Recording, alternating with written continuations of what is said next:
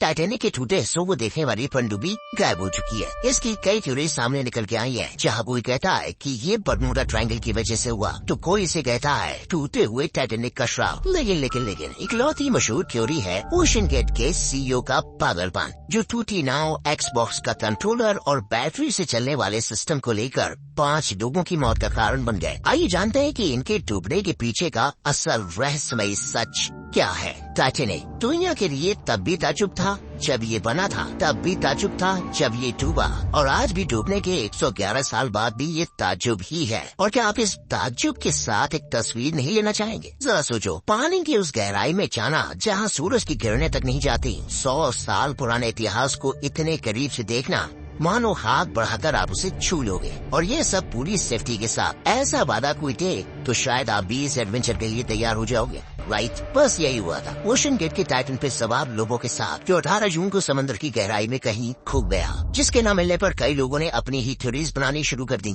जैसे कि Bermuda triangle. जैसे आप जानते हो कि कैसे बर्मुडा ट्रायंगल के रेडियस में आकर कई शिप्स और एरोप्लेन्स क्रैश होने लगते हैं, जिसका कनेक्शन टाइटन के साथ भी जोड़ा गया। पर बायरू असलियत की तरफ देखें तो टाइटन कनाडा से 700 किलोमीटर दूर था, और उससे बर्मुडा ट्रायंगल कम से कम 3000 किलोमीटर दूर है। और यही थ्योरी टाइटैनिक के डूबने के समय भी आई थी, पर वहाँ भी असली वजह आइसबर्ग ही था। लेकिन वही दूसरी जगह कई लोगों का ये भी मानना है कि टाइटैनिक में इतने जानों की मौत होने पर अब टाइटैनिक शापित है। वो नहीं चाहता कि कोई भी उसके करीब आए। तो अब यहाँ देखें तो जैसे 1912 में टाइटैनिक के कैप्टन ने खतरा देख के भी अनदेखा किया था, वैसे ही 2023 में स्टॉकटन रश भी ऐसा करते नजर आए। उन्हें न सिर्फ उनके इंजीनियर्स लेकिन कई एक्सपर्ट्स ने भी सलाह दी थी कि इस पनडुब्बी को पानी में नहीं उतारना चाहिए। Can go 4,000 meters or deeper, and all of them are certified except the Titan.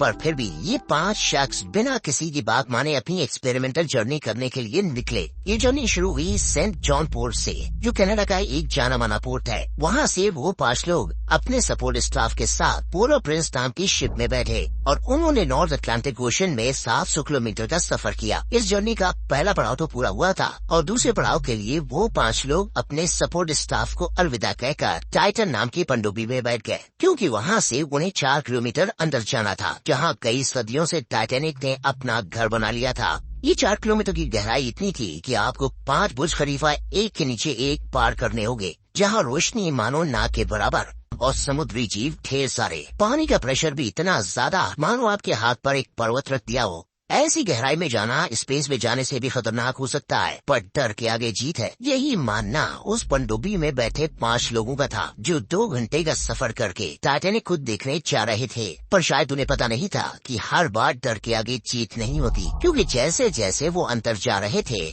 वैसे उन्हें मिल रहा सपोर्टिंग स्टाफ से सिग्नल कम होता जा रहा था। 1 घंटा 45 मिनट तक गहराई में जाने के बाद वो टाइटैनिक के पास पहुंचने ही वाले थे कि उनका सिग्नल टूट गया। हालांकि ये होना आम बात थी, इसलिए सपोर्टिंग स्टाफ ने भी इतना ध्यान नहीं दिया। पर ये 2 घंटे जब 7 घंटे में तब्दील हुए, तब सपोर्टिंग स्टाफ के पसीने छूट गए, क्योंकि वो गायब हुए 5 लोग कोई आम लोग नहीं थे। आप दुनिया के सबसे अमीर इंसान क्यों ना हो, मौत अरबों के बदले भी आपको 2 पल की मोहलत नहीं देती। 19 साल के सुलेमान और उनके पिता शहजादा दाऊद ऐसी ही मौत मरे। पाकिस्तान के सबसे अमीर इंसान होने के बावजूद और मेजर सेक्टर बिजनेस से अरबों कमाने के बाद भी इनकी ये गलती इन पर भारी पड़ी। जब जे ब्लूम और उनके बेटे ने टाइटैनिक एक्सप्लोरेशन को ना कहा था, तो इन्होंने उनकी टिकट खरीद ली, और गहरे समंदर में एडवेंचर का शौक इन्हें भी था। ये सुलेमान और शहजादा की तरह ब्रिटिश सिटीजन थे, जो एडवेंचर की तलाश में पैसिफिक ओशन के मैरियाना ट्रेंच की गहराई नापने के साथ ही पिछले साल जेफ बेजोस के साथ अंतरिक्ष में भी जाकर आ चुके थे। Stockton actually believed what he was saying.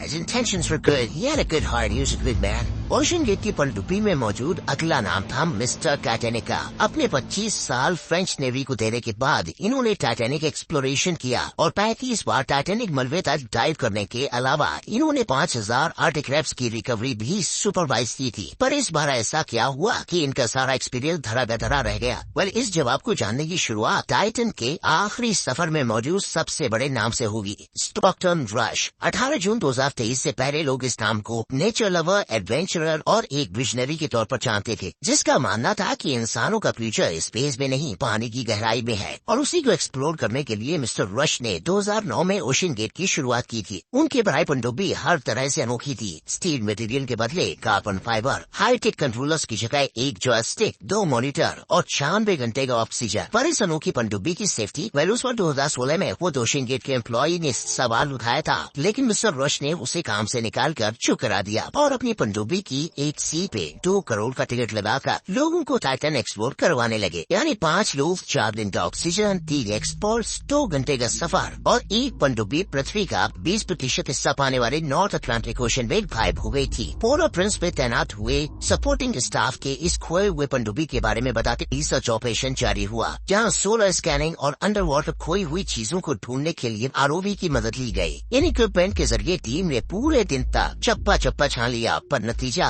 0। अब पनडुब्बी में केवल एक ही दिन का ऑक्सीजन बचने के कारण हर कोई डर गया था, पर यूएस, कनाडा और फ्रांस की सर्च टीम ने हार नहीं मानी। आखिर बुधवार 21 जुलाई को तकरीबन 6 बजे अंडर वाटर रेडार से कुछ आवाजें सुनाई दी। इस आवाज के डायरेक्शन में आरओवी को भेजा गया। तब सर्च टीम को टाइटैनिक से 1600 फीट दूर पड़ा एक पनडुब्बी का हिस्सा मिला, जिससे ओशन गेट के गायब होने की ढेर सारी थ्योरीज सामने आई है। जिसमें से सबसे पहली चीज है कि जब रेस्क्यू टीम खोए हुए टाइटन को ढूंढ रही थी, तब उन्हें सोनार के जरिए कुछ आवाजें आई थी और टाइटैनिक के करीब होने के कारण या तो वो उससे टकराए होंगे या फिर ये आवाज अंदर फंसे लोगों की थी। उनके गायब होने की दूसरी वजह उनका पावर फेलियर भी हो सकता है, क्योंकि ओशन गेट एक बैटरी से चलने वाली पनडुब्बी थी, तो उसके बैटरी फेलियर के कारण उसकी सतह पर रहने वाली बोर्ड से संपर्क टूट गया होगा। ऐसा ही उन्हें 2022 की डाइव में भी सामना करना पड़ा था और बैटरी फेलियर के कारण पनडुब्बी के दूसरे फंक्शन जैसे इंजन लाइट और हीटिंग सिस्टम का चलना तक बंद हो गया। तो अब इतनी गहराई पर जमने वाली ठंड भी इनके मरने का कारण बन गई होगी, जिसके साथ साथ समंदर में सिर्फ एक नहीं कई किस्म के मुश्किलों का सामना करना पड़ता है, जैसे कि समंदर में रही मछली पकड़ने की जाली और कंट्रोल खोने की वजह से इसमें फंसने की घटना भी घट सकती है। लेकिन इन सब के अलावा सबसे बड़ी और अहम बात है समुद्री दबाव। 13,000 फीट नीचे जाना मतलब आप पे सतह से 350 गुना ज्यादा वजन होता है, जिससे घुटन का सामना भी करना पड़ सकता है। और इस मसले को लोग कैटास्ट्रोफिक इम्प्लोजन का नाम दे रहे हैं, यानी विनाशकारी विस्फोट। इसीलिए जब टाइटन का पता मिला तो उसके कई हिस्से टूट के बिखरे मिले थे। मगर बायरो गौर करने वाली बात तो ये है कि इस टाइटन के ऊपर पहले से ही कुछ क्रैक्स थे, जो 2019 में एक डाइव के दौरान सामने आए। उस डाइव में मौजूद कार्ल स्टैनली ने फौरन ओशन गेट के सीईओ को मेल किया कि कुछ तो गड़बड़ है और आधे से टाइटन को पानी में न उतारना। At one point, I was actually even able to drive the submarine towards deeper water by the sound